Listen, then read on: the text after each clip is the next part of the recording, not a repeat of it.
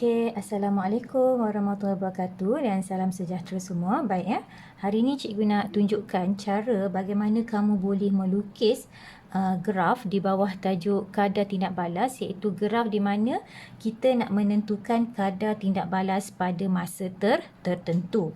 Okey, so hari ini cikgu nak pilih satu aktiviti dalam buku teks iaitu aktiviti 7.3 ni. Kamu boleh rujuk dalam buku teks masing-masing pada muka surat 229. Okey, so kita nak menyelesaikan soalan inilah. Okey, cikgu tak akan bincangkan untuk nak menentukan kadar tindak balas purata, sebab menentukan kadar menentukan kadar tindak balas purata kamu boleh tentukan berdasarkan daripada maklumat daripada jadual yang diberi, data yang diberi. So kita nak terus kepada soalan nombor 3, iaitu bagaimana kita nak menentukan kadar tindak balas pada masa tertentu. Maksudnya diberikan masa berapa yang diminta kamu menentukan kadar tindak balas. Okey, untuk menentukan kadar tindak balas dalam masa tertentu, kita perlu melukis graf, memplotkan graf dan melukiskan tangent, garisan tangent, garisan tangent pada graf untuk kita dapatkan bacaan sama ada isi padu dan juga bacaan masa yang diperlukan untuk berlakunya tindak balas pada masa tersebut. Okey, so kita mulakan dengan cara untuk memplotkan graf. Baik. Untuk plot graf, kamu kena pastikan ya mata pensel kamu tajam. Ini untuk memastikan kita dapat satu garisan graf yang cantik, yang tidak terlalu tebal. Sebab kenapa? Nanti bila kita plotkan graf, kalau garisan plot kamu terlalu tebal, dia mungkin akan mengganggu kepada bacaan nilai di atas kertas graf. Baik. So, kita akan plotkan graf berdasarkan maklumat yang diberi dalam soalan lah. So, kita perlu plotkan graf isi padu melawan masa. Jadi, isi padu melawan masa. So, isi padu melawan masa. Jadi, bila melawan, dia berhadapan. Jadi, masa kita letak pada paksi X, isi padu pada paksi Y. Baik. So, kita... Okey, untuk melukis graf, kita pastikan penggunaan kertas graf yang maksimum dan kalau boleh, saiz graf tu mestilah 3/4 daripada keluasan kertas graf yang kita ada. Itu adalah salah satu contoh graf yang baik lah, graf yang cantik. Okey, so kita buat garisan paksi dahulu.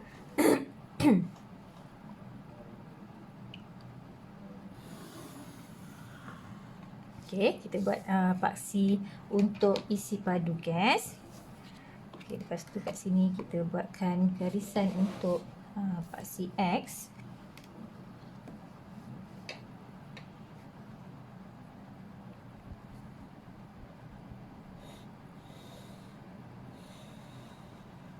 Baik. Kemudian kita labelkan dulu setiap paksi. Okey. So, kini kita letak isi padu gas. Okey, dan jangan lupa masukkan unit ya. Unit di sini adalah sentimeter padu. Kemudian kita labelkan untuk paksi X. Sorry, tadi paksi Y, ni paksi X. Di sini ialah masa. Okey, masa kita masukkan unit dia minit. Okey, minit tulis dalam perkataan penuh, jangan MIN. Okey, so pastikan minit. Okey. Kemudian kita lihat data yang diberi pada graf. Okey, graf data yang diberi untuk masa ya. Okey, masa kita tengok ada berapa tu, daripada ada berapa plot yang kita kena letak. 1 2 3 4 5 6 7 8 ada 15. So kita make sure lah setiap petak ni cukup tak untuk kita masukkan nilai skala untuk masa. So kita mulakan dengan kosong kat sini. So sini 0.5. So sini 1. Okay, awak nak label setiap tu pun boleh, ataupun awak nak buat 1, 2, 3 hingga 7 pun boleh. Okay. So cikgu suka ikut apa yang ada di dalam data ni lah. So terus masukkan saja 1.5. 2.0. Sorry. 2.5.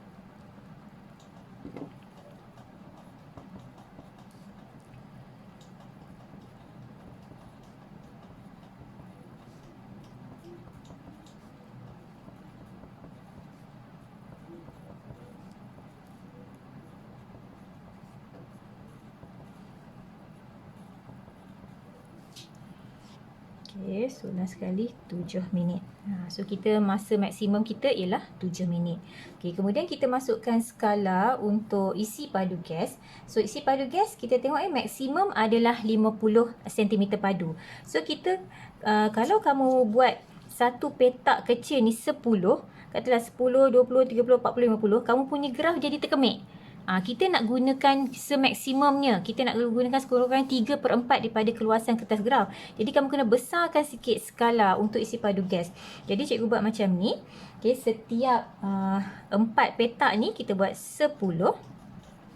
So sini 20, 30, 40, 50. Jadi kita akan dapat satu graf yang cantik lah, graf yang besar.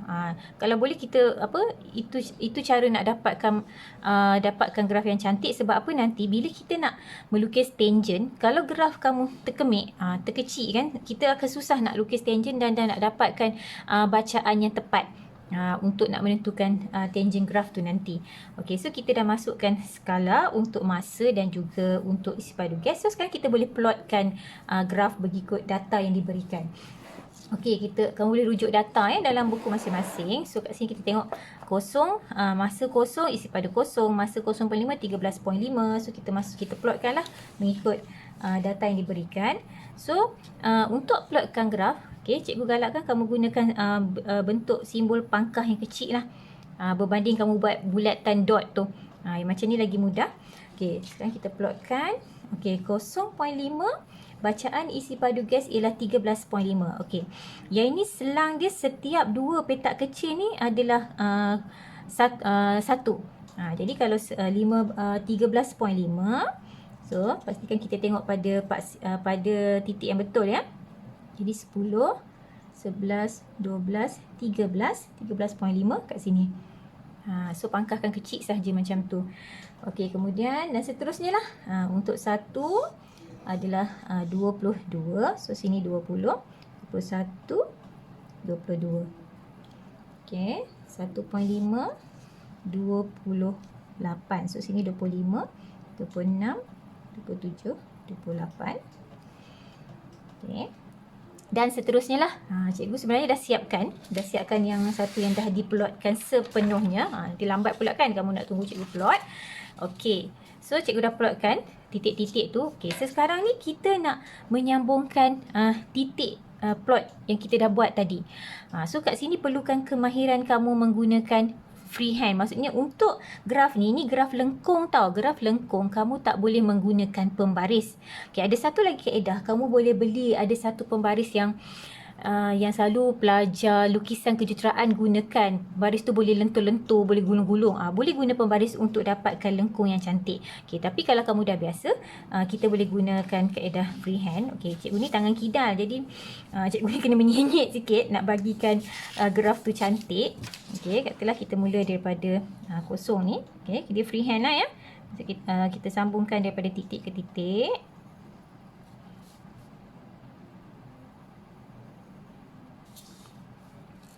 Ni cara cikgu lah tu, ikutlah masing-masing tapi make sure jangan buat shading Shading tu maksudnya garis depan belakang tak nak. Kita nak garisan yang smooth, yang tak ada bertindir-tindir. Sebab tu cikgu kata mata pensel kamu kena tajam. So kita sambungkan daripada titik ke titik.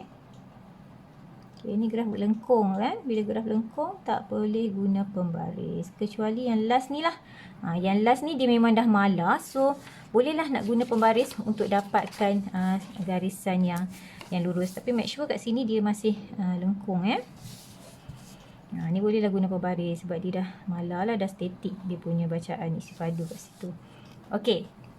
So kita dah dapat satu lengkung graf. Baik, so dah selesai lukis graf. Sekarang ni kita nak menjawab soalan lah. Soalan yang pertama, 3A tu diminta hitungkan kadar tindak balas pada masa berikut. So yang 3A ni diminta kamu tentukan kadar tindak balas pada 1.5 minit. Yang B tu diminta tentukan pada masa 4 minit. So kita buat A dahulu. Kita buat A dulu. So kita tengok 1.5 minit. Okey, 1.5 minit mana tadi titik dia? Okey, kat sini ya. Ni 1.5 minit. So, titik dia kat sini. So, ini kita jadikan dia titik ni sebagai titik tengah. Okey, sekarang kita nak lukis tangent. Okey, so kita ambil satu titik pada 1.5 ni tadi sebagai titik tengah. Okey, katalah. Okey, kita ambil kat sini. Okey. So, titik tengah tu maksudnya bila kamu nak lukis segitiga, okay, nak lukiskan segitiga tu, dia titik tengah maksudnya garisan ke atas dan garisan ke bawah tu mesti lebih sama panjang. Okay, contohnya kat sini, okay, Kak Cikgu ambil satu titik lah yang senang kita nak buat bacaan. Okay, dia dah jadi titik tengah kat situ. Okay, so kita ambil 1, 2, 3, 4, okay, 5. Kita dah kat sini ya, 5. Okay.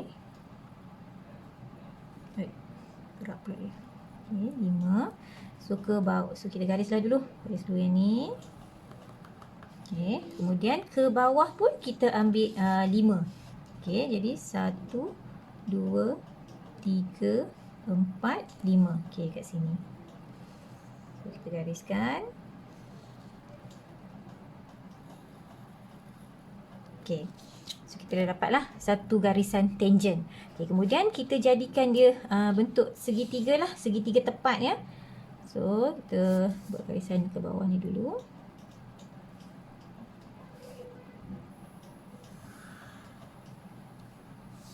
Okay. Dan bawah lagi, satu lagi kat sini.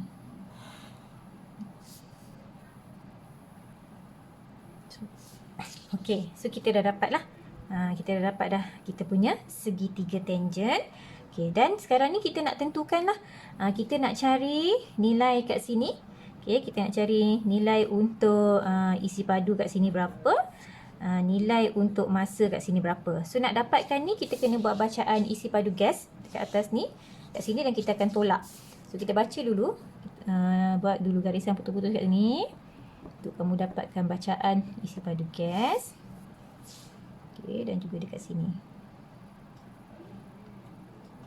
Okay, so sekarang kita nak kira. Okay, so kita ada V, katalah kita ada V1 tolak V2. So, V1 kita kat sini bacaan dia. So, 35, 36, 37, 38, 39. So, V1 adalah 39. Okay, V2 kita 10. 15, 16, okay, lebih kurang 16.5. Okay, 16.5. So, bahagikan dengan V1 tolak V2 bahagi dengan T1 TI pula. Okay, T1 ya. T1 tolak T2. Okay, so masa pula. Kita buat garisan ke bawah.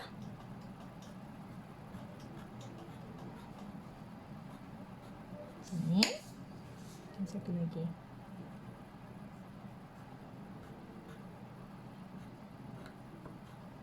Okay. So, kita punya T1. Okay, 2.5. Okay, tolak 0.5. 2.5 tolak. Tepat ke 0.5 kat sini? Okay, betul lah. 0.5. So, kita kira lah kat sini. Berapakah dia punya bacaan kita bahagikan. Okay.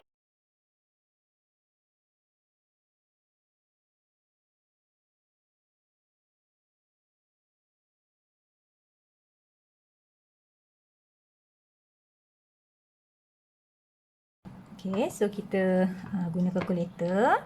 So, kita ambil 39. Okay, 39 tolak 16.5. So, kita dapat 22.5. Okay, 22.5. Okay, bahagikan dengan 2.5 tolak 0. 2.5 tolak 0.5. So, kita dapat 2 kat sini. So, kita punya bacaan kadar tindak balas 22.5 bahagikan dengan 2. Kita akan dapat 11.25. So 11.25 ni itu adalah kadar tindak balas pada masa 1.5 minit. So dalam tajuk ni unit sangat penting. So kat sini unit dia ialah sentimeter padu per minit. So pastikan kena tulis unit pada jawapan akhir kamu. Okey. Baik, so kita dah selesai untuk menjawab soalan 3A, menentukan kadar tindak balas pada masa 1.5 minit. So kita tengok soalan B. Soalan B nak menentukan kadar tindak balas pada masa 4 minit. So sama je kaedah dia. So kamu tengok pada titik 4 minit. So kita jadikan ini adalah titik tengah. Okay, so macam tadi juga kita buatkan satu garisan tangent. Okay, jadikan itu titik tengah. So kita nak buat segitiga tu pastikan atas ke bawah tu sama panjang lah dia punya. Okay, so kita ambil kat sini lah. Satu titik point 8 kat sini. Jadi 1, 2, 3 macam ni. Kita atas sikit. Okay, sini 1, 2, 3, 4. So kat sini kita buat satu garisan tengah. Ke bawah pun kita ambil 4. 1, 2, 1, 2, 3, 4. So kat sini. Sini tak. Satu gariskan. Okey, so kita dah dapat satu garisan tangent dan kita buatlah segitiga macam tadi. Tu.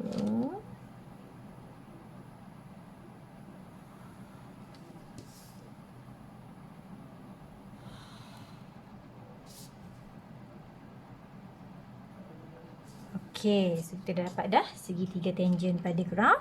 Okey, macam tadi juga kita akan buat bacaan untuk isi padu gas kat sini. Okey, kita buat garis putus-putus.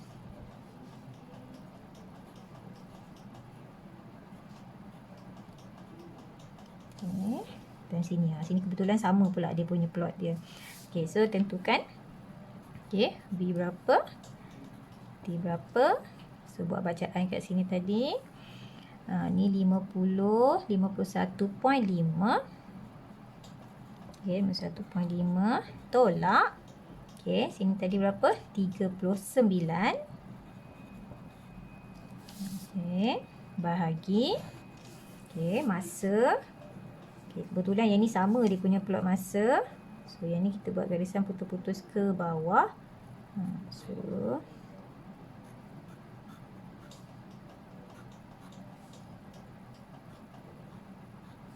okey. So kat sini 5.51, 5.52. Okey, yang sini 5.52 tolak 2.5. Okey, 5.52 tolak 2.5. So kita kira lah. Okey, 51.5 tolak 39. Kita dapat 12.5. Okey, bahagi 5.25 tolak 2.5. Kita dapat 2.75. 12.5 bahagi dengan 2.75. Kita dapat jawapan dia 4.55. So unit dia samalah sentimeter padu per minit. Okey, so selesailah cara bagaimana kita nak menentukan kadar tindak balas pada masa tertentu. Apa yang penting kat sini, pertama, cara kamu plotkan graf, pastikan dapatkan lengkungan yang cantik. Kemudian pastikan kamu dapatkan titik tengah untuk kamu nak melukis garisan tangent. Sebenarnya kita menentukan kecerunan graf ya. Nak dapatkan garisan tangent ni, dapatkan di titik tengah, maksudnya garisan ke atas dengan garisan ke bawah tu mesti sama panjang lah. Dia sama sebab kita dapatkan di titik tengah. Dan buatlah bacaan dan pengiraan dengan cara yang betul. Okey, itu sahaja daripada cikgu dengan menunjukkan cara bagaimana kita boleh menentukan kadar tindak balas pada masa tertentu dan melukis tangent segitiga pada graf. Sekian, terima kasih. Assalamualaikum.